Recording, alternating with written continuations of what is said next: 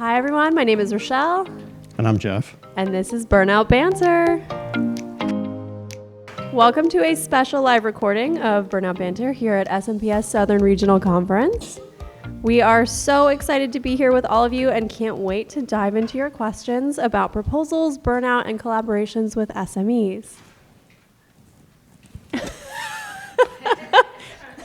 Here's how today will work. You'll have the opportunity to ask questions in two ways, either by raising your hand and asking directly, or by submitting anonymously via the QR code link. Can you skip to the next slide? Perfect. So your questions will pop up here, and our moderator, Derek, will be fielding them. So he's going to be looking at both channels to make sure that we keep the conversation flowing. I'd really love to give Derek an opportunity to introduce himself and tell you a little bit about his company first. Hello, everyone. Mic working? Good. First off, welcome. Jeff, Rachelle, thank you so much for having me here. This is my first podcast, too, so I'm pretty excited about it. My name's Derek Croson. I'm with Open Asset, and we're a company obviously dedicated to empowering the AEC marketer. And while we have, a SaaS solution, our main mission is celebrating the work that everybody in this room does. And when Rachelle and Jeff approached me about moderating, we as a company were like, that's a great opportunity to do just that. So, I've been fortunate enough to work with Rachelle for the last couple years as my role is the head of partnerships. And we've had some great collaboration. And I met Jeff last year at SRC. So I couldn't think of a better way to spend this year's SRC than helping out and being the question guy that's running around. So We appreciate you very much for that. Awesome. All right, Derek, I know we have a couple of seed questions from the form that people could submit in advance. Do we want to start with those while we give people a chance to submit anonymously? Or y'all can raise your hand. Yeah. Any initial questions? All right, we'll do a seed question just to get things going. Please go ahead and engage while we're talking through this one. So this one comes in from the previous form. Our corporate leadership empowers and supports our marketing team, but many technical leaders don't respect the process and guidelines the marketing team has established around the proposal workflow. How can marketing teams enforce accountability across a large firm? I think that's a really great question. I'm going to tackle it first and then throw it to that technical team member who's probably part of the problem. So my first question would be, if you are feeling empowered by leadership, then you probably need to go back to leadership and let them know what's going on. In this case, it seems like maybe they're not leading by example and enforcing the way that they need to be to make sure your technical staff is playing nicely the way that you need them to. You probably also need to do a little bit of I'm going to borrow a term from Jeff and say alignment tune-up. And it might be that there's a misunderstanding between the technical staff, marketing, and leadership on what your goals are and what everyone's roles are within marketing. And that could probably be cleared up pretty quickly. It's tricky with a large firm. You definitely need to come together at multiple touch points. You have to work a little bit harder, but it can be done. Yeah, one thing we talk about a lot too is finding an advocate. If you're having a difficult time with one particular person or one particular team, maybe you can go find somebody else who will support you and has the ear of perhaps whoever's in charge of that team or whoever's on that team and kind of work in a roundabout way to get to the point where you're getting the support that you need. So that can be a really effective way of kind of circumventing people if they're being difficult and, trying to find an advocate that will support whatever it is that you're needing to get done. News, we have some anonymous questions. Thank you. Yay. All right, first question. We're going to go top down. As someone who is in burnout recovery, are there tips you would recommend to maintain that? You want to go first? Sure. So I think it's important to look at how you got to the point of burnout in the first place. And a lot of times we'll change a job or we'll change a situation because we think that change is going to create a better situation for us.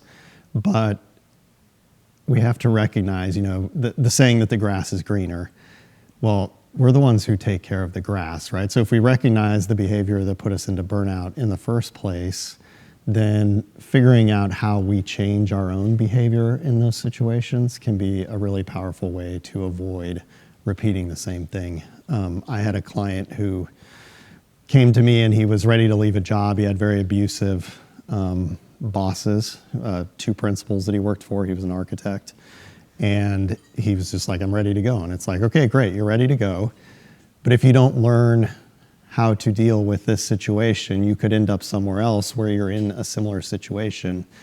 And so we talked through, like, how can you stand up for yourself? How can you say what needs to be said? And then if you want to leave, but you'll have that skill set for the rest of your life. So I think learning what put you in that situation in the first place, kind of doing some self-reflection, and then, maybe getting help if you need to see how to change those behaviors is a good way to go about it. I agree on all of that. I think that maybe I'd mentioned to someone that I was absolutely fried last year. So I am in burnout recovery, and I've been doing that exercise of figuring out how I got there. But I also, because I do cycle through burnout and I have my entire career, I'm usually pretty good at spotting when it's starting to happen and pulling myself back from that edge.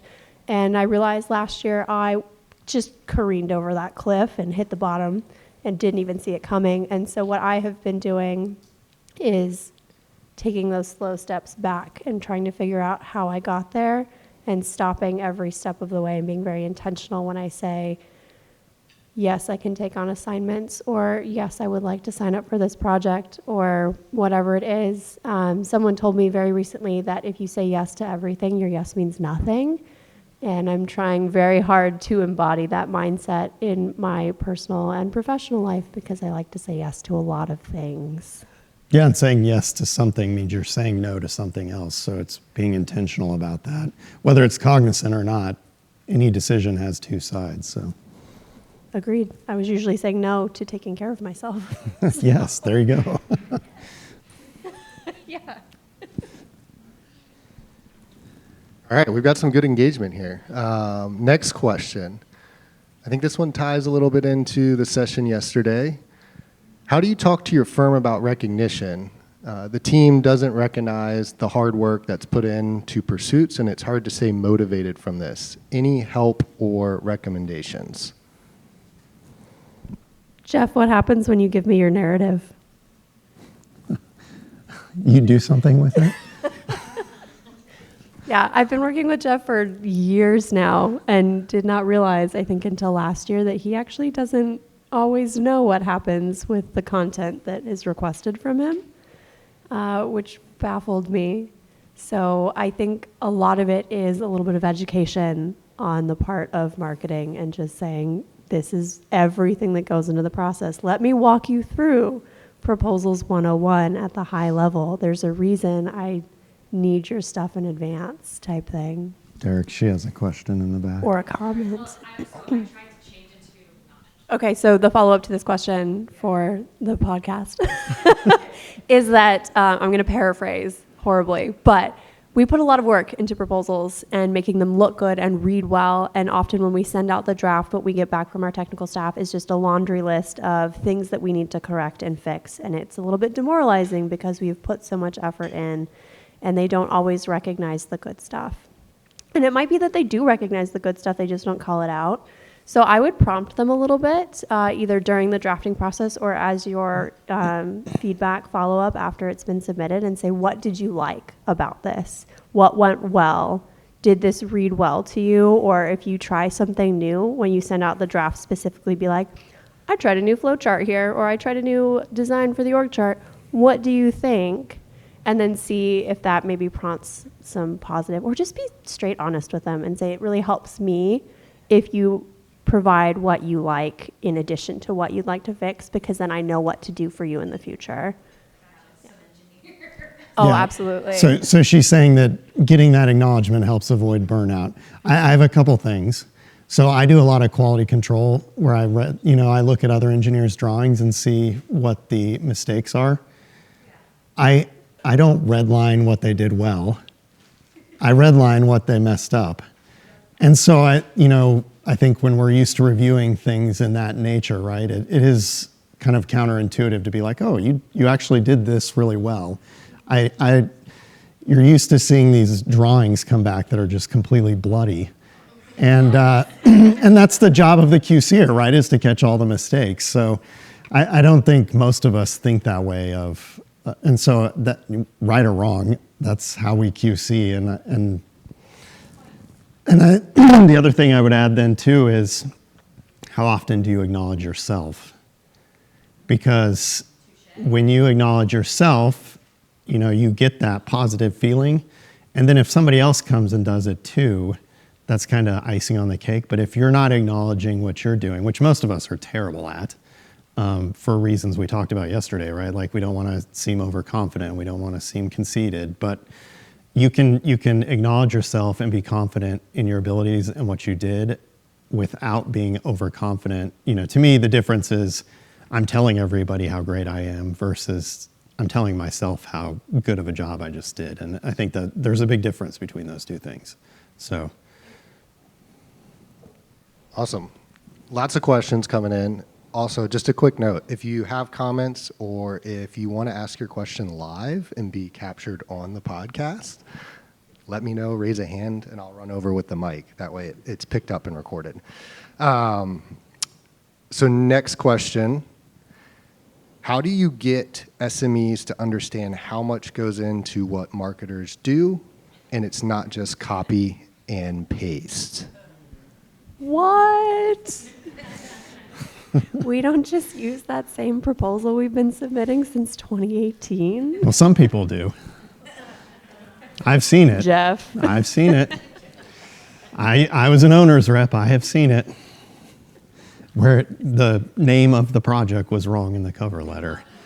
So they didn't win. I'm shocked.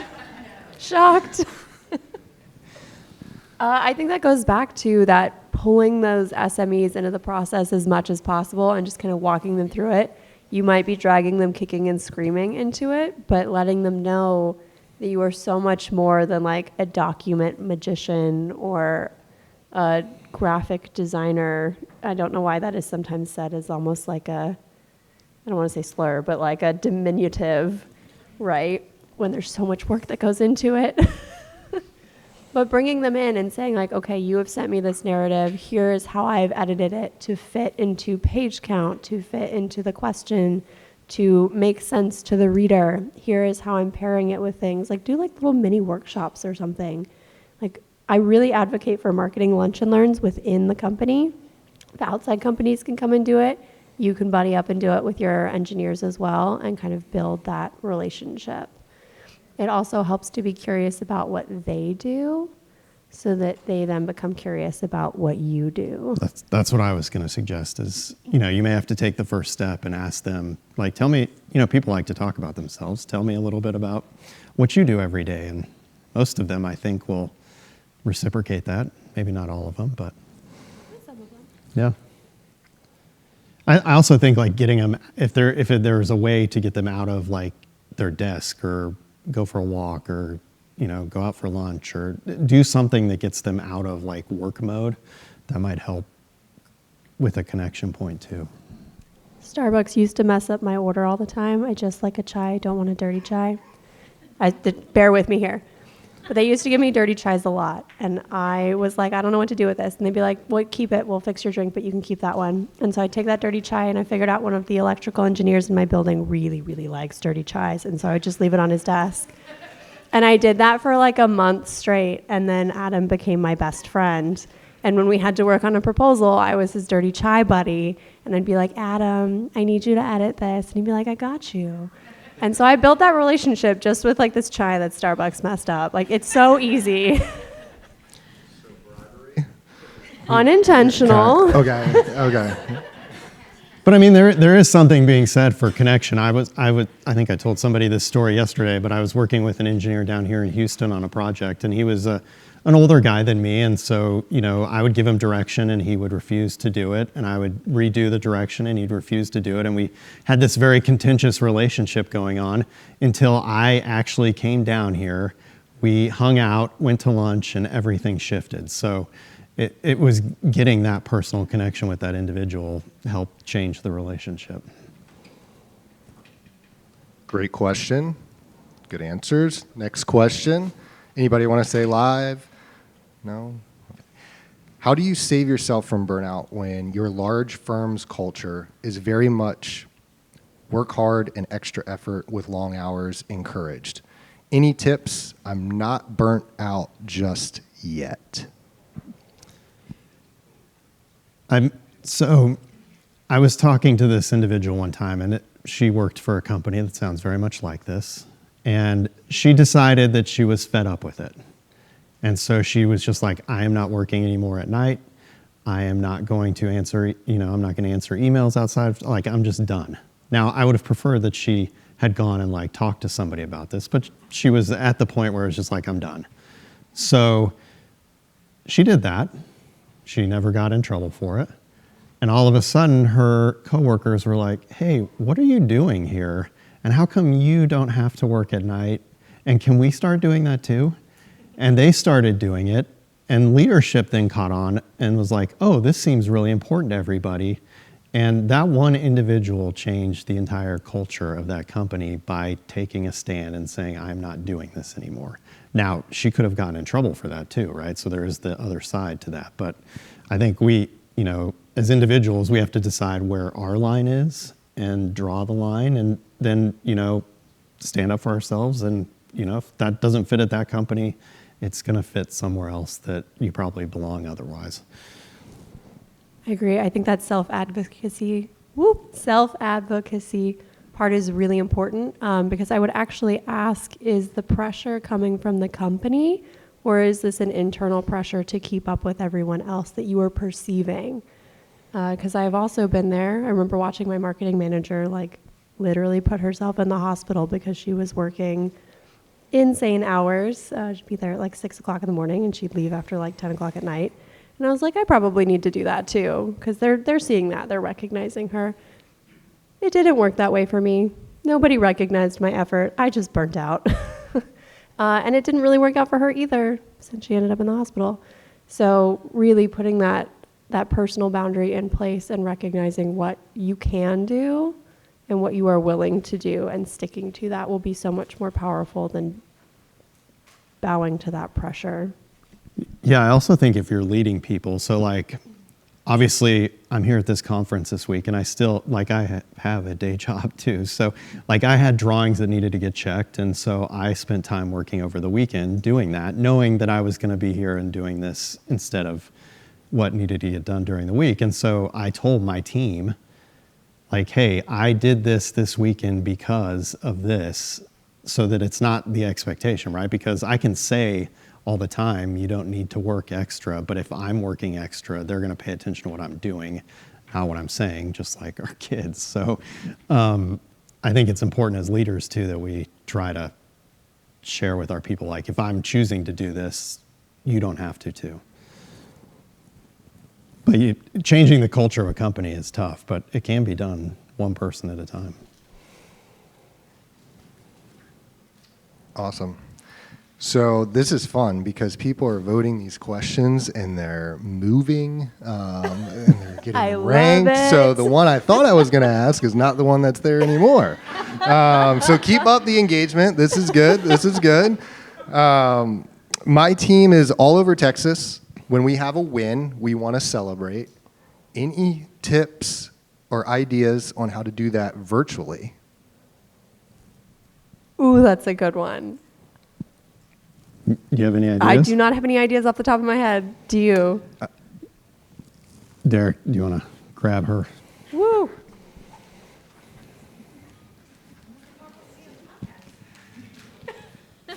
So I have a suggestion for this question.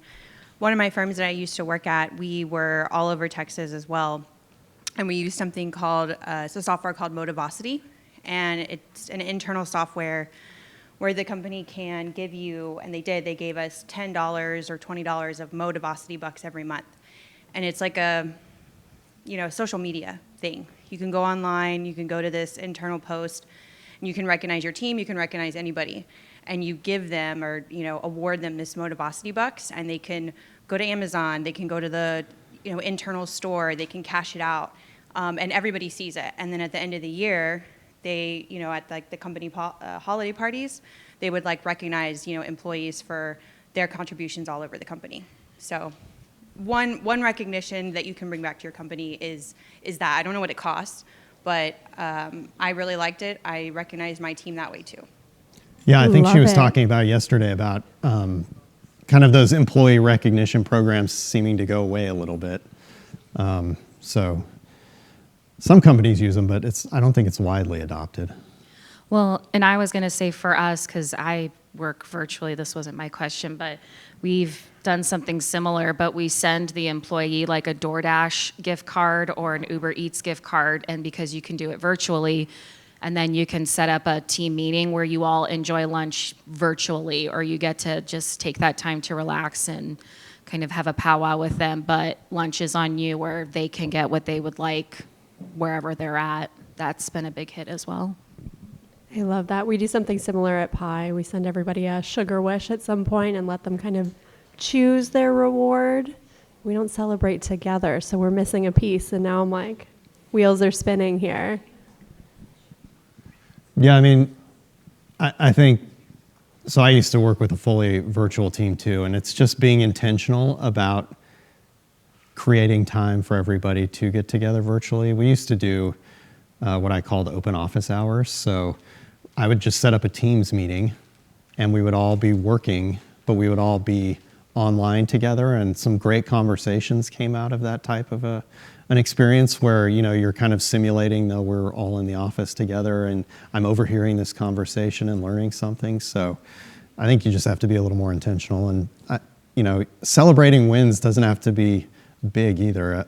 An acknowledgement or a handwritten note or something like that means way more to people than potentially like a big happy hour or something like that. I think the software rep over here, just a couple things to maybe suggest some minor win celebrations. We use something as a team. We're majority remote as well. Kudo Board.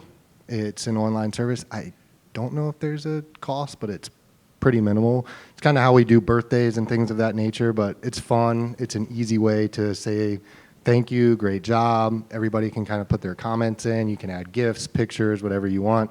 And then similar to Jeff, we do every week, we have a 30-minute meeting on Friday, or it doesn't have to be Friday, and we call it Weekly Wins and Kudos. And we get on there, and the intent is not to really talk about the next project or the next task. It's to celebrate the work that we did that week and accomplished. So, yeah. I love it. Thank you, Derek. I was kind of hoping you would actually chime in on that one. I knew you had to have an answer. I'm glad I could help. All right, next question. Top ranked, we've got 2. What are some early signs of burnout that we can look out for before things get too bad? So there's 3 things that go into burnout: exhaustion, cynicism, and then a lack of feeling like you're being productive. I'm blanking on the word, efficacy.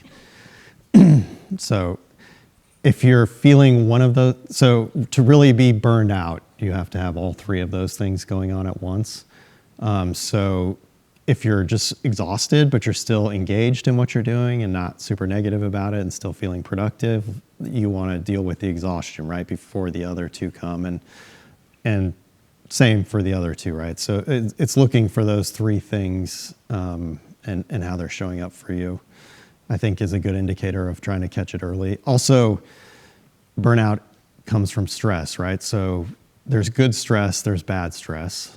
And the type of bad stress, chronic stress, when we stay under stressful situations for too long, that's what eventually leads to burnout. So in order to avoid chronic stress going on for too long, you have to rest and recover. which most of us don't do.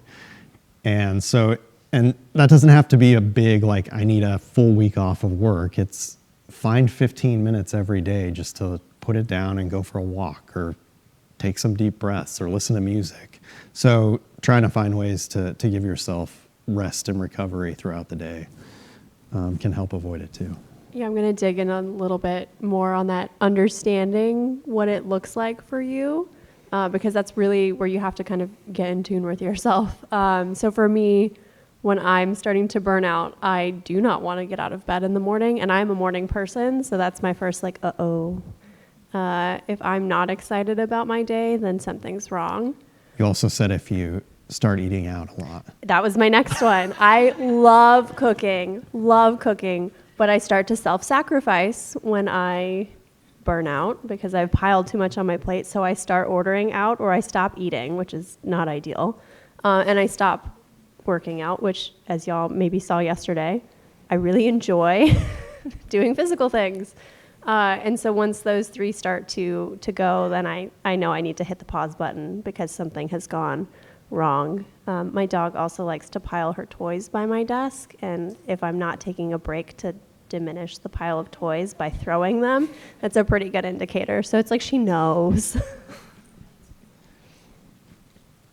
I'm really excited about this next question. These are truly anonymous. We have no idea who submitted them. Did you submit this one?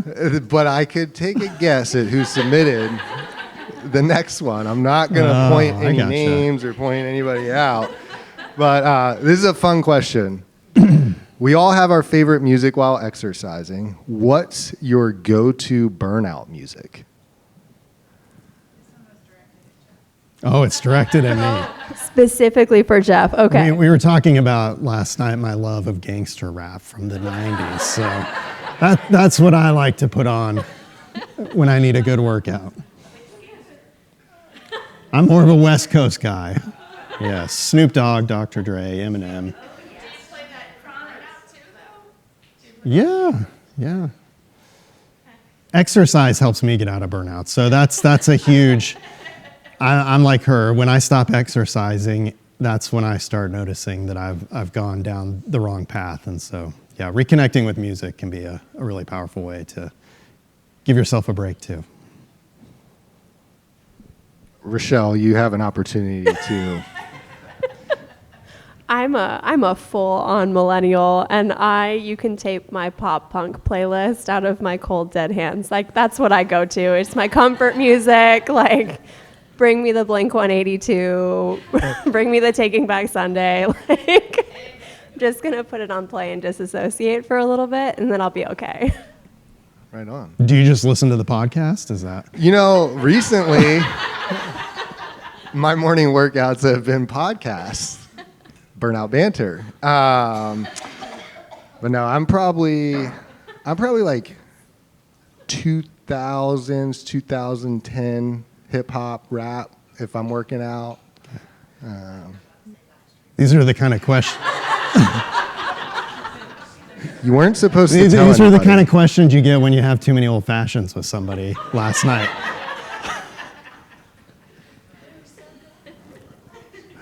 All right. Back to serious. What do you recommend doing when you've approached an SME regarding narrative items for an FAQ via email, Teams, phone call, even approach them in person and they still don't get what you need?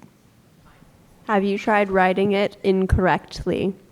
I have found that if I write something and it is wrong, I get those red lines real quick. But if I give them a blank, like, hey, just fill out these questions, they will dodge that until it's due.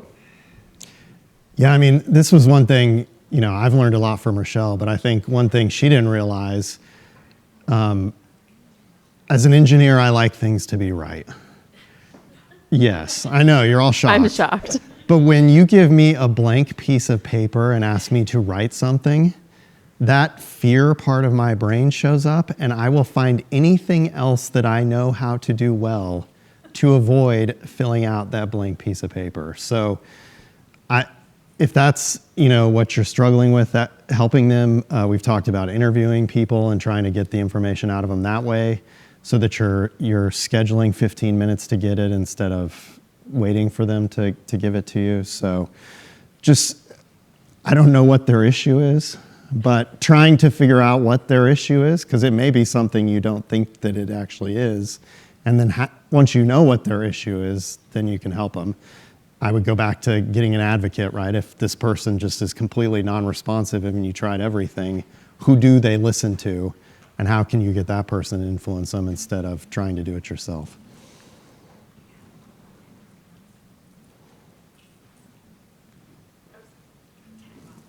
We've got a question here. More of a tag on.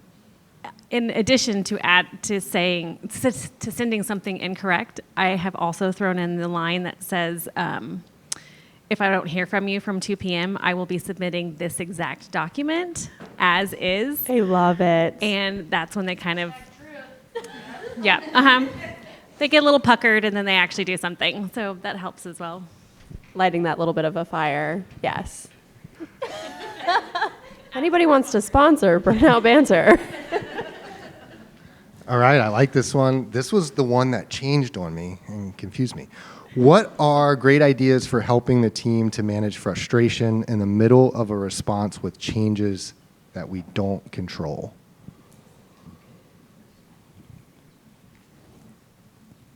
You got something? Dang or it. You got something? I got something. All right, go for it. So I think when we try to control things that are outside of our control, it causes a lot of stress. And so that can be a big problem, right? And it's all self-imposed stress too. So I always, instead of trying to, we have an expectation about how we think things are going to go. They don't go that way, and then we get frustrated or disappointed or whatever. So I always like to have people focus on what they can control, which is them. And so set an intention, right? As I go through this proposal process, I'm going to be proud of myself if I show up this way. And then you can ask yourself, right, and acknowledge, am I doing that today? And then you can feel good about yourself, whether everything goes really well or really poorly. But it takes the stress away from trying to control the things that we can't control. I'm gonna take the ridiculous approach. I specifically have a lot of tools in my office for dealing with stress, like a primal scream pillow. So I just kind of go let it out and then come back. But I think it's really important to be able to have someone, not to vent at, but vent with, and just say, like, this is what's going on. This is, like, talk through it with me. To Jeff's point, having an advocate or just somebody to soundboard with you is really important. As a solo consultant, that was my business partner, Ben, in Pi. We have a little chat specifically for, this is where my proposal went wrong. It's a safe space. We vent about it.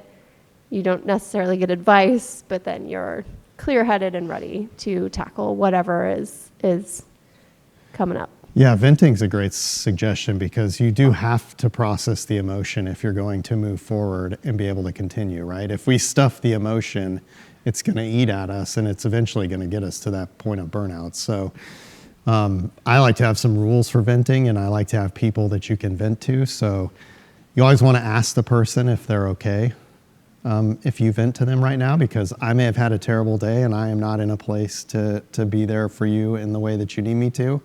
And so then you might want to go on to somebody else. I always try to set a time limit. I need 5 minutes just to vent. That way, you know what you're getting into. When my wife comes to me and it's like, hey, let's talk. And it's like, okay, is this an hour? Is this 30 minutes? What am I getting myself into here? And then the whole time I'm like, how much longer is this going to go on? So having that time limit up front, and then, if you've established these rules with people first, not having them offer suggestions, not having them provide solutions, because the whole point of this exercise is just to process that emotion for you. And then thank them when you're done. And then if you want to brainstorm solutions or whatever, that can happen after you've processed the emotion. But yeah, I can relate, Jeff. My wife is big on, every time she comes to me with something, I'm always trying to solve the problem. Yes. And she's like, sometimes I just want you to listen. And so we're working on, when she comes to me now, I just say, do you want a solution or do you just want my ears? And it actually helps. Yeah. All right, so next question. Any methods or exercises to help avoid creative burnout? The feeling of needing to always be extra creative or find new ways to be creative in all of my projects? Oh, I can field that one. And I'm going to take it from a slightly different angle in that I think there is a lot of pressure on us to not only be creative and be better and more exciting and whatever, but also to do it purposefully and with an intention of like the world seeing it or selling it or something.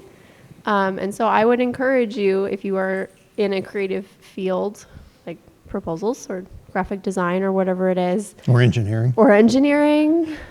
It's a different kind of creativity, but I acknowledge it. To have something where you can have like a messy creative outlet. I was talking to someone about my fake notebook. I'm a writer. I buy these really pretty notebooks and I feel really pressured to write good in them.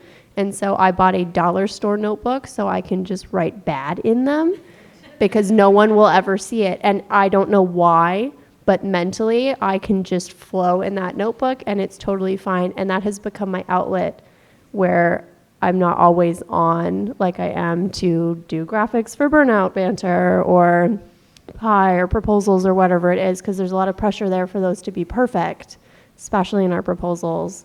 So having like a messy, dark, secret creative outlet is really, really helpful.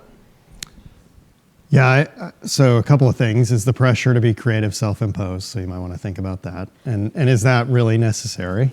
Probably not. Yeah, and then I also, because you're thinking all day long, I like to find activities where I don't have to think. So for me, video games is a great way to just like turn my brain off and have fun for a little while. So it doesn't have to be video games. It can be whatever you like to do that shuts your brain off for a little bit and gives you that break.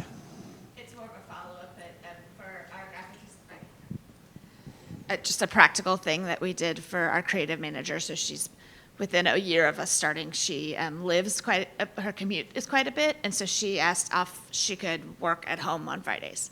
And so for her, that allows her to be creative in a space that people are not interrupting her 12 times a day. And so that seems to be really helpful for her to have that option, especially because she's proven herself and she doesn't need to tick off the hours. So that's just been like a practical application that seems to really be helpful for her. That's perfect. Yeah, having a separate, comfortable space to be creative or a boundary where you get to work from home, I think that's fantastic. How are We're we doing close on time, but we Okay. do have a very highly ranked question, so maybe a short response on this one before we close it out. All right, last question. I thrive in the chaos of busyness of proposals, but the weight of the slow times is soul crushing. Sink in. How can I navigate the feeling of unproductiveness during these slow times to prevent burnout? You're not alone. I think this happens in a lot of industries. My first question is, you get downtime? Like, rest is productive, just relax. And I know Jeff has the best answer for this one, so I'm going to let him. Yeah, I deal with the same thing with engineers. We push so hard to get a project out the door. And then as soon as we're done with that and they don't have something right after it, they start to worry about their job security. And they start to worry about like, how am I going to fill my day? And so I try to talk to them all the time. I'm like, you need this time, take this time, relax, because the next one's coming. And if you don't get the rest, it's just going to pile up on top of each other. So I think as leaders, right, acknowledging like, hey, everybody needs a little downtime and it's okay, just take the downtime. I just had somebody pushing really hard on Sunday to get something done that was due on Monday. And I'm like, I do not want to see you today. Like, you are not at work today, go home. And I had to tell them over and over again, like, no, I'm serious. Like, I don't want you to be here. Go home. And so I think it's really important that we actually use those times of slowness. I get it. I don't like to have nothing to do at work either. It can be really boring. But if you think of it differently than I don't have anything to do versus I'm resting and recovering right now, it may trick your mind into enjoying it. Is that a wrap? That's a wrap. Thank y'all for joining us for Burnout Banter Live. This has been absolutely wonderful, and we will see you soon. Yeah, thanks everybody. Thank y'all for joining us at our first live recording of Burnout Banter at Southern Regional Conference a few weeks ago. It was amazing. Jeff, Derek, and I are jumping back in to do a little post-recording and debrief, just a smidge. We wanted to let you all know that some of the questions that were unanswered during the live session will be answered on future episodes of Burnout Banter, so stay tuned. Stay tuned. They turned up. Turn up. So stay tuned because we will have answers to those questions for you throughout the season. So I noticed after I left the conference room that everybody is wearing t-shirts with Rachelle's face on it. And I thought that maybe you all had t-shirts to promote the podcast, but I don't think that's what it was all about. No, and I probably should have mentioned this in the session, but I mean, first off, Rachelle, Jeff, thanks for having Open Asset join and moderate. But the big news is that, Rachelle and I have worked together from a partnership standpoint for a couple years now, and she is now officially a member of the Open Asset team. So we are delighted to have her on board and bring her expertise, and we're excited about what the future holds. So onward. That is exciting news. Super excited. So excited that they put my face on a shirt. There are pictures if you want them. You can It's find a them. great picture if you can find it on LinkedIn. They are out there. They are out there. AI might even find it for you. Who knows? Probably. So just a friendly reminder to our listeners, if you have a burning question, you can email it to us at burnoutbanter@gmail.com. Please remember to like or subscribe to the podcast on Amazon, Spotify, Apple Podcasts, YouTube, or wherever you listen to make sure that you never miss an episode. Rachelle, we have some exciting dates coming up. We do. It is conference season, and Jeff and I are in it. We sure are. Derek is too. Yeah, You can see the whole crew. it's the whole We crew. will be at Southwest Regional Conference, April 9th through 11th. 9th through 11th in Park City, Utah. And then we're going to be at Northeastern Regional Conference in Lancaster, Pennsylvania, April 23rd through 25th. So we'll catch y'all there. Yeah, and finally, if your organization's struggling with burnout and stress management, Rachelle and I offer in-house coaching to help your staff get back on track. You can reach out to us at burnoutbanter@gmail.com or via LinkedIn for personal support tailored to your team's needs. And with that, we'll conclude this little add-on to the session, and we'll see you all next month.